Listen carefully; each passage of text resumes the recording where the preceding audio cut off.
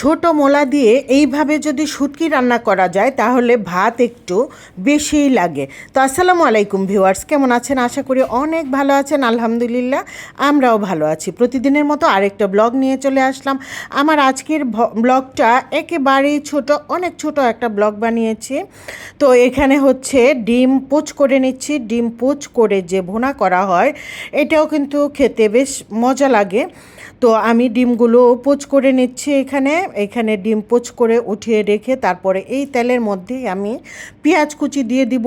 পেঁয়াজ কুচি দিয়ে তারপর ওই যে ডিম যেভাবে সেদ্ধ করে ভুনা করি ওইভাবেই সব মশলা একটু একটু করে দিয়ে দিব তেজপাতা, এলাচ, দারুচিনি, তারপর দিয়ে দিব আদা রসুন বাটা, হলুদ গুঁড়া, মরিচ গুঁড়া, জিরা গুঁড়া, ধনিয়া গুঁড়া, সব মশলা দিয়ে মশলাটাকে সুন্দর করে কষাবো। মশলাটা কষায় নিতে হবে 2 বার করে, তা না হলে ডিমটা দিয়ে বেশি পানি দিয়ে বেশি জাল দিলে ভালো লাগবে না, হার্ড হয়ে যায়, শক্ত হয়ে যায় ডিমটা। মশলাটা আমি 2 বার করে পানি দিয়ে কষিয়ে তারপর ডিমগুলো দিব। ডিম দিয়ে আর বেশি জাল দিব না। তারপর আমি একটু চিংড়ি মাছ ভুনা করে নেব। আর এইখানে এই যে বলেছিলাম যে এই শুটকি রান্না করলে ছোট মোলা দিয়ে ভাত একটু বেশিই লাগে।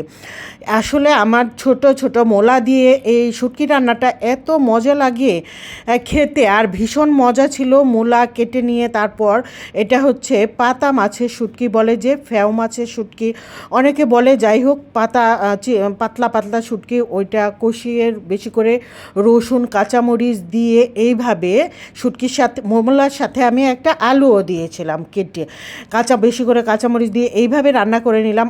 অনেক মজার ছিল। আর এখানে হচ্ছে কচু শাক আমি সেদ্ধ করে নিচ্ছি। এটা আজকে রান্না করে করব না, সেদ্ধ করে রেখে দেব পানি ঝরিয়ে নর্মাল ফ্রিজে। কালকে এই শাকটা রান্না করব। আর এইখানে হচ্ছে এই তো মশলা কষিয়ে নিচ্ছি। মশলা যে আমি বললাম যে ভালো করে কষিয়ে রান্না করতে হবে। তারপর ওপরে ডিমগুলো দিয়ে জাস্ট একটু নাড়াচাড়া করে হালকা একটু ঢেকে রেখেছিলাম 2-3 মিনিট। তারপর এই যে ডিম নামিয়ে নিলাম। খুবই মজা, ভালো লাগে খেতে এইভাবে, আর ঝটপট রান্না হয়ে যায়। আর এখানে চিংড়ি ভুনাটা করে নেব। চিংড়িগুলো বেশ বড় বড় ছিল আজকের চিংড়িগুলো। তো পেঁয়াজটা একটু লাল লাল করে ভেজে নিয়ে তারপর এটার মধ্যে পেঁয়াজ বাটা, জিরা বাটা, তারপর দিয়েছি আমি একটু আদা বাটা, রসুনটা একদম অল্প পরিমাণে দিয়েছি। চিংড়ির মধ্যে বেশি রসুন যায় না, ফ্লেভারটা নষ্ট করে ফেলে। চিংড়ির যে একটা মজার ফ্লেভার আছে বেশি রসুনে, ওই ফ্লেভারটা নষ্ট করে ফেলে।